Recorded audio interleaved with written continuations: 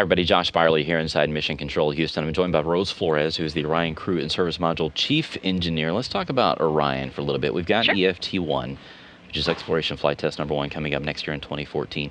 A big day right now because the heat shield just arrived at the Kennedy Space Center last night and is being unpacked today, right? It is. It certainly is. It came in from Boston and flew on the Guppy and landed yesterday evening. So how exciting is it to actually see real hardware? We're seeing it getting packed right here, I guess, before. That's a big box. That is a big heat shield. Talk about the size of it a little bit. It is a very large heat shield. You know, we've spent a lot of time developing it and testing it and transporting it.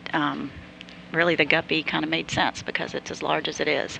Let's talk about we talk about it's the biggest one ever built, right? Now, why is it, well, first of all, why does it have to be so big? And second of all, why do we have to do so much testing? We're seeing the actual engineering process of building it here now, but, people look back and go, okay, you did heat shields back in Apollo. Why does it take so much to build a new one? Like, talk about the technology that goes into it. Well, so for the crew and service module, this one is a lot larger than our Apollo capsule. So that drives the size of the heat shield.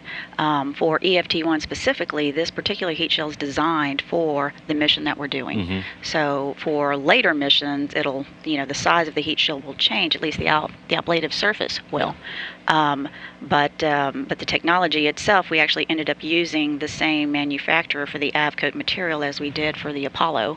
For the Apollo vehicle. So is it closer to the Apollo, kind of, without getting too technical, sort of the Apollo composition versus what the space shuttle, the space shuttle had those famous tiles on the bottom, so it's more... It is more Apollo-like. The structure it's ablative, itself, right? yes, it's ablative. So the structure itself, the structure is a metallic structure with a composite laminate over it, and then we've got the honeycomb that you can kind of see a little bit in the video that you're playing right now. Yeah, you can see it. You see a little diamond honeycomb, and we actually place the AVCoat inside that honeycomb surface. So that is essentially what burns off as we re-enter, whereas the structure itself, it's titanium. It's a titanium skeleton with a composite laminate structure over it. And then we've got the honeycomb and filled in with the ablative material. So let's talk about EFT-1. The purpose is to basically send this out several thousand miles out into space, and then bring it back in at a speed and velocity that sort of mimics what you would see at either a lunar return or one from deep space, right? There's sort of the mock-up of what it would look like. Right, so it's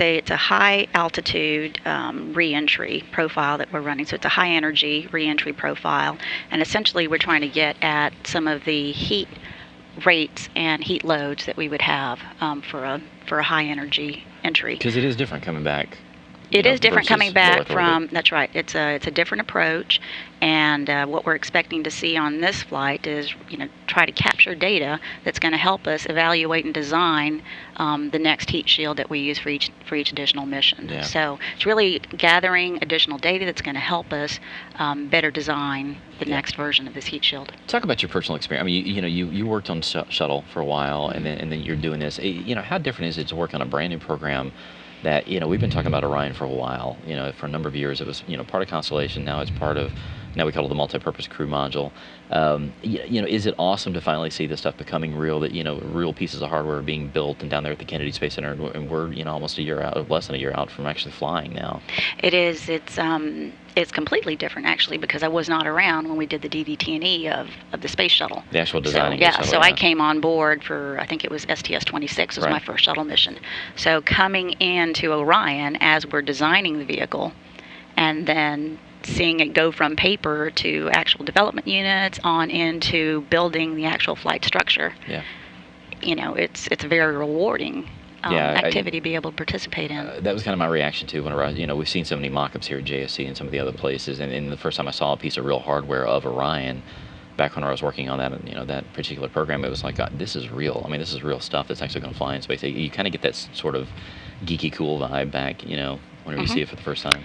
In Orion, it has so many, it's so compact, whereas the shuttle was as large as it was. Massive. You've got all these mechanisms and structural pieces, but it's very large, whereas Orion is very compact, so you've got numerous mechanisms and subsystems in a very small area, even though it's a large vehicle.